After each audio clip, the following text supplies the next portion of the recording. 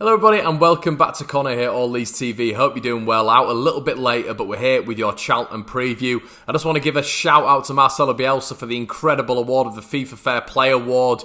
I can't remember that was last given out to a manager, even in the English Premier League, to be quite frank. It's wonderful in Marcelo's second season to be awarded a trophy of such high esteem by FIFA's Fair Play body.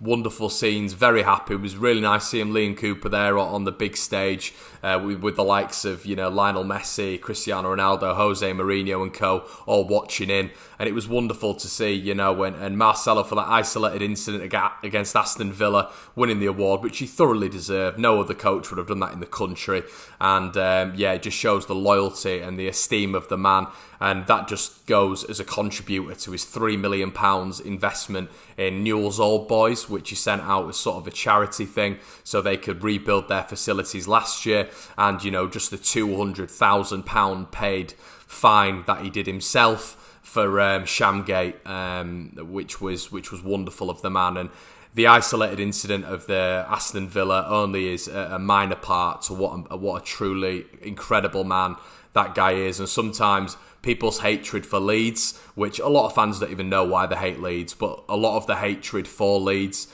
sort of impacts on Marcelo as well. People seem to think that he's embroiled in it as well. He's his own entity. He's his own man. He's a wonderful human being. And if you're judging him for being the Leeds manager, you don't know football and you're not articulate enough to be able to judge them as two separate entities. But yeah, anyway, let's get into the Charlton game. The press conference today, it was, one resounding thing came out that Pablo Hernandez won't be playing on the right-hand side. I mean, I didn't necessarily want that. Do I think it's actually come as sort of maybe a bit of a welcome distraction for Pablo? It probably has, with the amount of time he's been playing, even in these past 3 years since he was signed by Gary Monk and Pep Clotet. It's been an onslaught of performances because, he is our best player, he is the renowned player in the squad, he is our playmaker, he is our talisman. So him being in that squad is pivotal, and we saw that last season with Marcelo. He was like a duck to water with Marcelo's system, and Marcelo was playing him week in, week out, and he's been a wonderful servant to the club whilst he's been at Leeds. But this is the first time we might see him out for a sustained period of time. It looked like and when I say a sustained period of time, that's based on nothing really. The reason I'm saying that is because if Helder comes in and Helder has a really good level of performance over the next coming weeks, is he going to keep Pablo out? Are Leeds going to start to manipulate Pablo in a way where we can put him in certain games where he's going to be offensively brilliant and he's going to be able to manipulate games in the right way? I think we've got to start managing Pablo better. I think you see him float in and out of games, and I think that is just a surplus of him being 34 years of age, and that is just how life works. We've seen it with Gerrard, we've seen it with Lampard, we've seen it with Scholes, we've seen it with the top players in the Premier League over the past 20 years. When you get to that age, you naturally have a decline. So I think we've got to manage him a lot better, and I think if we manage him a lot better, we will see a much better Pablo Hernandez. Maybe this is the season where we'll just see a little bit of a dip. Not massive, not at a cataclysmic dip, but maybe we see a little bit of a dip, which is natural. Next year he's going to be 35. Looks like there's going to be a new contract on the horizon for Pablo, which is wonderful to see, alongside Click and Ayling's contract, which apparently are rumoured to be very close to completion. So a very positive week for the club. And obviously we had the discrepancies, of course, of the weekend. When Derby got their 1-1 win at the weekend. But obviously obviously I'm going to touch on this as a channel because we haven't really, we had Bizzle.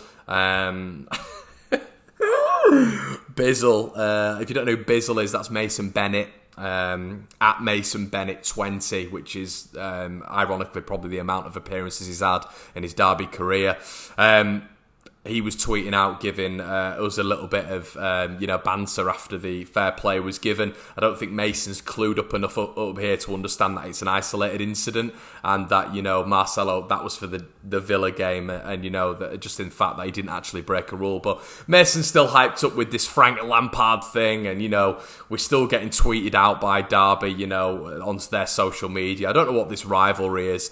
that was amplified at the weekend. I don't hate Derby. No Leeds fans hate Derby. It was just amplified a little bit last season with Lampard, and I think Derby fans are trying to raise something with us, which something that isn't really, well, it's not there at all. We have no affiliation with Derby. We just don't like Frank Lampard, and I think that's more of the Chelsea link, to be quite frank. Literally, and ironically. But listen, I've got no problem with Derby, but I did find it, in a sense, I find it quite calmer with what happened today. It was a serious event, though, and it actually made me feel quite sick. The Derby apparently it was some sort of an event, and Derby actually put taxis on, and they put vehicles on for the three footballers. I think it was Tom Lawrence Bennett and Richard Keogh to get back. I hope nobody was hurt in this accident. It looked pretty serious, and it looks like Keogh's out for the rest of the season. And just coming from an old Leeds TV standpoint, never drink and drive. It is low life, but proper. It's substandard. It's nasty. You can cause deaths, and it is really. I just wanted to get that out of the way as well. But just shows the professionalism of the guy, and I think that's why I had just a little bit of a wry grin at the start of that comment, because just shows when a club captain refuses to have a car put on and he wants to get in with his mates who he is aware of drink driving. It is pretty scummy, and I think he's got a lot of things to work on, Richard Keogh in particular, especially as club captain of Derby County, and I'm sure a lot of Derby County fans agree with that. But 6 minutes in, we've not talked about Charlton yet. There was a lot to get through just then, but listen, Charlton Athletic, brilliant start, lost the last two. Lee Bowyer, we all respect him. Wonderful manager, done a fantastic job with Charlton. Got them up from League One in awful circumstances. Disputes with the owner, was pretty much fired and then rehired at the start of the season.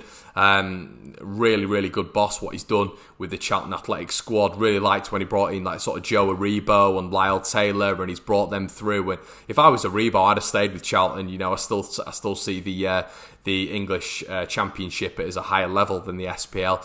And I think Joe Aribo would have been absolutely perfect. But, fair play to Bowyer. He's brought in the likes of Johnny Williams as well. Jason Pearce as well.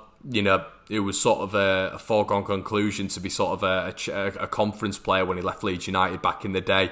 That I just thought he was one of the worst defenders we've seen. But he's now playing in the second tier of English football under, a top manager in Bowyer. And fair play, he's reinvigorated his career a little bit under Bowyer. And you've got to give credit to the manager there. What I like about Bowyer as well is, unlike a lot of managers in the Championship, he actually gives Leeds credit, for the way we play, and he respects Leeds a lot. And I like that. You've got to have a bit of decorum in football, and if you're coming out and saying, look, they play well, bit of respect. I think respect's huge in football, and I think us as Leeds United fans have learnt that through Marcelo as well. It's just a shame that a lot of other clubs can't follow suit, really. But Bowyer, a lot of respect from him. We've had a lot of good days down in the capital when we played Charlton. Viduka's hat-trick. I think McCormack scored 6-1 victory down there. We've had a lot of good days down in the capital when we've been playing Charlton in particular. So I'm really excited for it. Obviously, when I was talking about Pablo Hernandez earlier, it means that Helder comes in, something that I'm very excited about. Hopefully he's going to give us that fresh impetus on the right, playing in his natural position. It'd be interesting to see the link up with him and Dallas. I think it's going to be pacey on that side. The opposition without Lyle Taylor as well, which is a massive blow. You've seen it in the past couple of games where they've not had him, where they've lost 2 games and they've not scored. So it just shows how pivotal the man up front is for Charlton. And I think we're going to get a victory this weekend. And I think our next 2 games are big. I think it's 6 points we need to get, and the West Brom game's huge because that's at home and we need to turn that home form around. It's becoming a little bit of a problem. But there's no way I'm overlooking this Charlton game. This Charlton game's a huge game, and I think we'll just have a little bit too much of them. The danger men we need to look out for definitely lies between, I think, Conor Gallagher and Johnny Williams. Conor Gallagher's had a brilliant start to the season, just in behind Lyle Taylor, linking up really well with him. Obviously, when Taylor's been out, the goals have dropped a bit, but Charlton haven't been playing him in that sort of attacking midfielder role in the past couple of games, so I'm sure he will be back in that role come the Leeds game. So that's going to be interesting. Is he going to be able to have a little bit of a fresh impact on the game in that position that he's been playing in and doing so well in? That's going to be very interesting for me. But Conor Gallagher, Johnny Williams, we know what Johnny Williams is all about. When he's on fire, he's Premier League level. But we'll have to wait and see whether or not we're going to get a fully fit and firing Johnny Williams, and whether or not they can get the ball. Because after the Derby got the 1-1 win at the weekend, I think we know that there's a lot of teams that we've played this year, Swansea, Forest, that we can dominate. And I think we are far in between the best side in this division. You know, we've not played the likes of Fulham yet and Cardiff. Fulham in particular have actually the same problems as us. They're able to dominate teams and the other teams aren't able to get in the game. But, you know, they do concede and they don't score as many.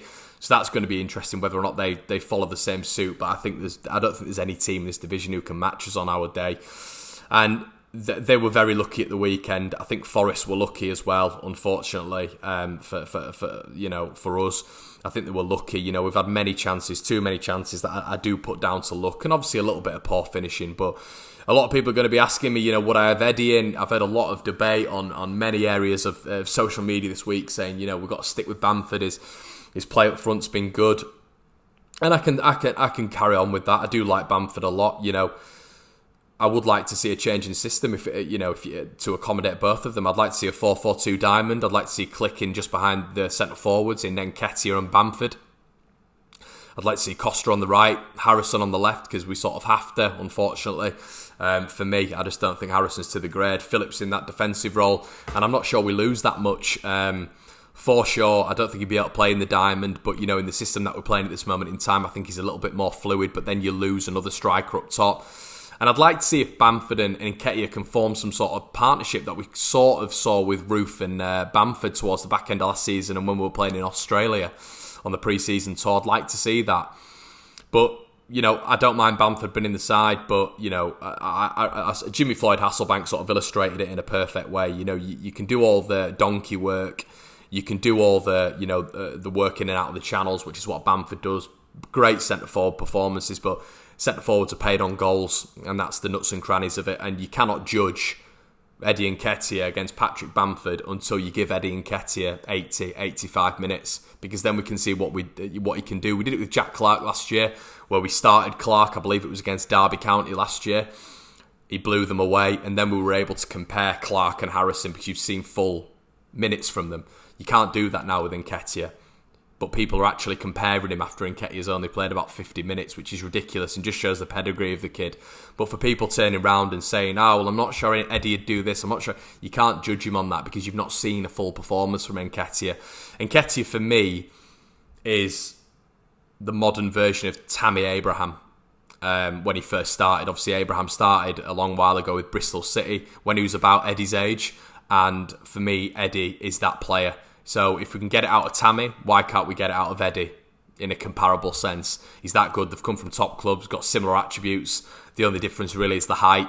But Abraham's not renowned for scoring with his head. He's very good with his feet. He's very quick. He's very skillful. So I think Eddie could do the exact same. And you cannot compare them until you start Nketiah. So once again, I would start Nketiah. But I'm not sure the boss will do that. And I'm not sure the boss will have started Costa this year at this game if it wasn't for Pablo's injury. But let me know what you guys think. What I'm excited for about this one is because Costa, for me, is going to hopefully have a mainstay in the squad. He's going to put a performance in where Marcelo can't drop him. And then he's going to have to start manipulating the squad, and Costa will hopefully be a mainstay in that squad.